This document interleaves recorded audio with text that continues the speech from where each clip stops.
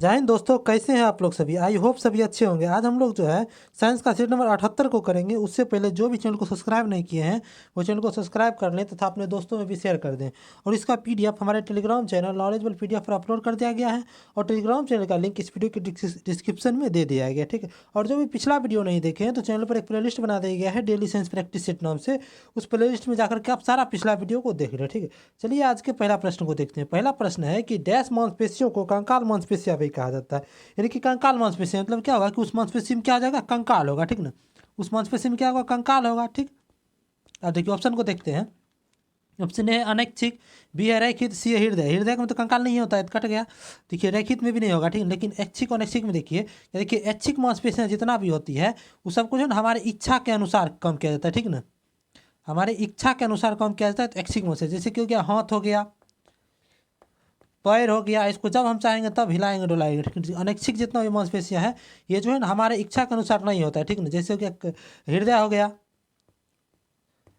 कंकाल हो गया, ये सब क्या हुआ कि हमारा अनैच्छिक मांसपेशियां है, ठीक ना। यहाँ क्या कहा है, मांसपेशी जो कि कंकाल मांसपेशियां भी कहा जाता है। तो ऐच्छिक मांसपेशियां देखिए जितना हाथ है पैर इस सब में क्या है, कंकाल होता है। इस कारण क्या हो जाएगा इसका उत्तर कि कंकाल मांसपेशियां किसे कहेंगे, तो ऐच्छिक मांसपेशियां कहेंगे। इसका उत्तर हो जाएगा ऑप्शन नंबर डी हो जाएगा ऐच्छिक, ठीक। चलिए अगला प्रश्न है कि शल्य क्रिया में ऑर्थोप्लास्टी, ऑर्थोप्लास्टी क्या है। देखिए जय या ऑर्थोप्लास्टी, ऑर्थो मतलब क्या होता है, हड्डी, यानी ऑर्थोप्लास्टी क्या होगा, हड्डी से संबंधित होगा।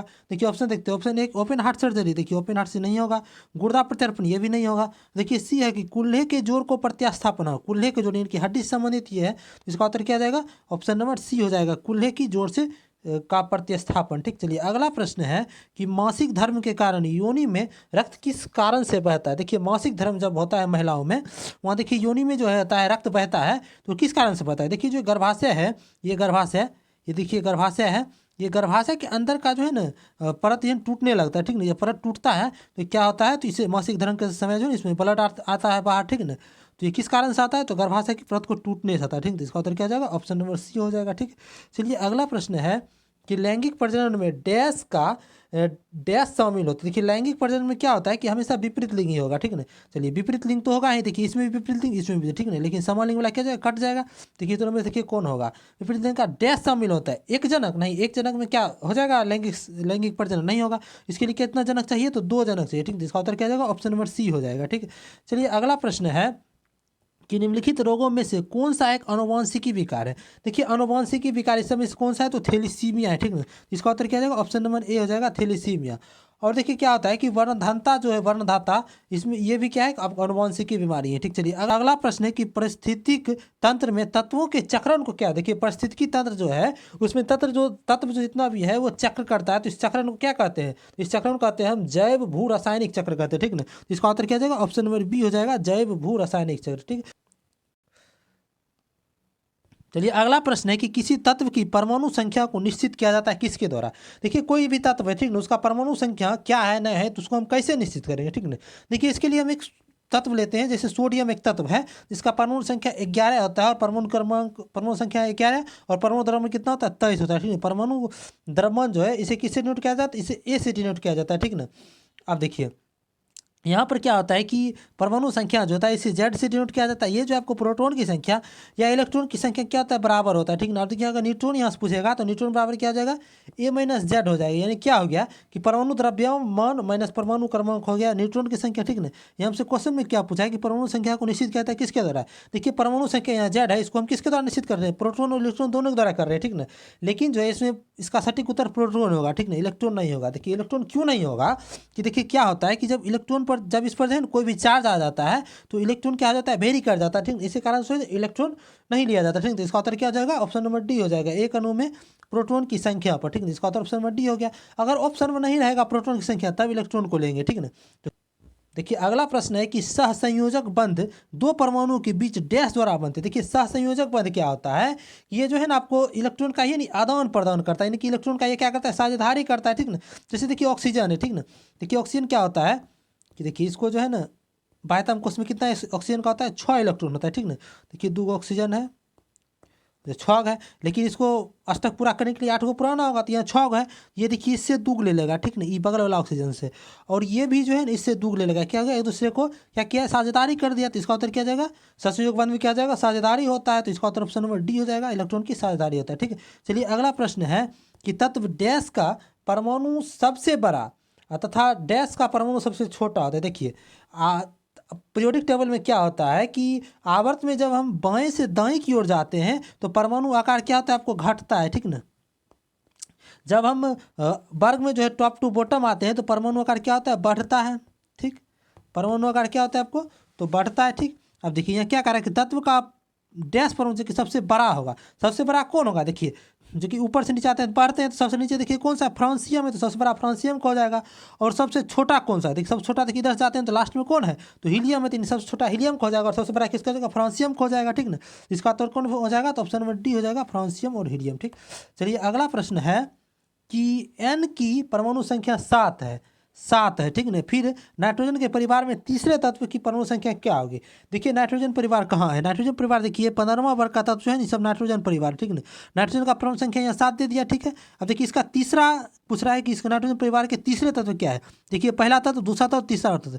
तीसरा तत्व क्या है, तो आपको आर्सेनिक है, ठीक है। तो आर्सेनिक का क्या पूछा है, इसका परमाणु संख्या, तो आर्सेनिक का परमाणु संख्या कितना होता है, 33 होता है, इसका उत्तर क्या जाएगा, ऑप्शन नंबर डी हो जाएगा 33। ठीक ना, देखिए अगला प्रश्न है कि निम्नलिखित में से सही कथन का चयन कीजिए। ठीक, देखिए ऑप्शन ए है कि स्कैंडियम सबसे हल्की धातु। देखिए सबसे हल्की धातु क्या है, तो सबसे हल्की धातु आपको लिथियम है, ठीक है, लिथियम है। स्कैंडियम क्या है, सबसे हल्की धातु नहीं थी, इसका उत्तर क्या, ये क्या हो गया, आपको गलत हो गया। देखिए बी है कि कॉपर, एयू और एएस क्या है, मुद्रा धातु है। मुद्रा धातु यानी कि आपको ये का है सिक्का मेटल, यानी कि कॉइन मेटल है। देखिए कॉइन मेटल में क्या क्या आता है, तो कॉइन मेटल में आता है आपको कॉपर आता है, चांदी होता है, कॉपर और चांदी आता है, और इसके साथ क्या आता है आपको, तो एयू आ जाता है, ठीक ना। एयू और कॉपर और चांदी आता है, लेकिन आर्सेनिक दे दिया, ये क्या है, गलत हो गया, ठीक ना। अब देखिए सी है कि SCFR, HG, GA, गैलियम और बोरियम ये सब तरल लिक्विड है, नहीं ये तब तरल लिक्विड नहीं है, ठीक है, ये तरल लिक्विड नहीं है, तो ये भी क्या हो गया, गलत हो गया, ठीक ना। देखिए डी है कि हीलियम में आयनीकरण की क्षमता अधिकतम होती है। देखिए हीलियम में जो है आपको आयनीकरण की अधिकतम क्या, अधिकतम ही होती है, ठीक ना। तो इसका उत्तर क्या जाएगा, आपको ऑप्शन नंबर डी हो जाएगा। ठीक है, हीलियम का आयनीकरण क्षमता क्या होता है, आपको अधिकतम होता है, ठीक। तो इसका उत्तर ऑप्शन नंबर डी हो गया। ठीक, तो यही कथन जो है आपको सही है। ठीक, चलिए अगला प्रश्न है कि आधुनिक पीरियोडिक टेबल में सिलिकॉन है जिसका परमाणु संख्या क्या है, 14 है, को डैश और डैश के बीच में रखें। कोई परमाणु संख्या 14 है तो इसको किसके बीच में रखेंगे, 13 वाला और 15 वाला के बीच में रखेंगे। देखिए 13 परमाणु क्रमण किसका होता है, तो 13 होता है आपको अल्युमिनियम का, और 15 किसका होता है, तो फास्फोरस का होता है, ठीक ना। तो देखिए किसके इसके बीच में रह गया, तो अल्युमिनियम और फास्फोरस के बीच में रह गया, ठीक ना। इसका उत्तर क्या जाएगा, ऑप्शन नंबर बी हो जाएगा। ठीक, चलिए देखिए अगला प्रश्न है कि ब्रॉन्ज के अवयव क्या होते हैं। देखिए ब्रॉन्ज जो होता है इसे ही हम कांसा कहते हैं, ठीक ना। देखिए कांसा, कांसा जो किसका मिश्र धातु होता है, कांसा देखिए ये कॉपर और टीन का मिश्र धातु, ठीक है। इसका उत्तर क्या जाएगा, ऑप्शन नंबर डी हो जाएगा, कॉपर और टीन। ठीक, चलिए अगला प्रश्न है कि एक साधारण आवर्धक ग्लास में निम्न शामिल होते हैं। आवर्धक ग्लास, आवर्धक ग्लास मतलब क्या हुआ, जो प्रतिबिंब को क्या करेगा, वो बड़ा बनाएगा, ठीक ना। प्रतिबिंब को वो क्या बनाएगा, बड़ा बनाएगा, तो प्रतिबिंब बड़ा बड़ा कौन बनाएगा, देखिए उत्तल लेंस बनाएगा प्रतिबिंब बड़ा, ठीक ना।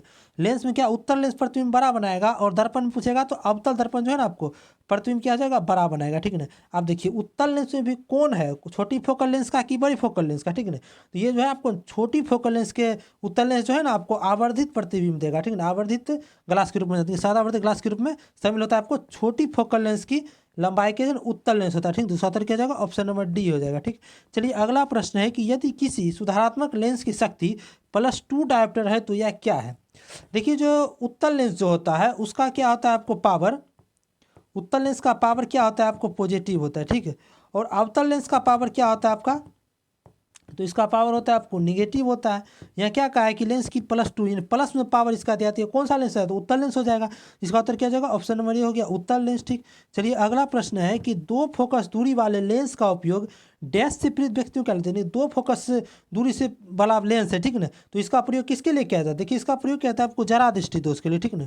यानी कि जरा दृष्टि दोष के लिए किया जाता है, क्योंकि देखिए 2 फोकस दूरी वाला होता है। जरा दृष्टि दोष में क्या होता है, इसमें निकट दृष्टि दोष भी होता है और दूर दृष्टि दोष होता है, यानी कि मायोपिया भी होता है और हाइपरमेट्रोपिया भी होता है। इसका उत्तर किस ऑप्शन में दिया हुआ है, तो ऑप्शन नंबर ए में दिया हुआ है। जरा दृष्टि दोष नहीं दिया ऑप्शन में, लेकिन हाइपरमेट्रोपिया और मायोपिया ये दोनों दिया हुआ है, यानी कि दोनों इसमें हो जाता है, ठीक ना। अब देखिए इसमें जो होता है आपको जरा दृष्टि दोष में बाइफोकल लेंस का प्रयोग। देखिए बाइफोकल लेंस में क्या होता है कि देखिए ये लेंस रहता है, तो देखिए लेंस जो है 2 भाग में बटा रहता है। नीचे के भाग में क्या रहता है आपको कि उत्तल रहता है, ठीक ना।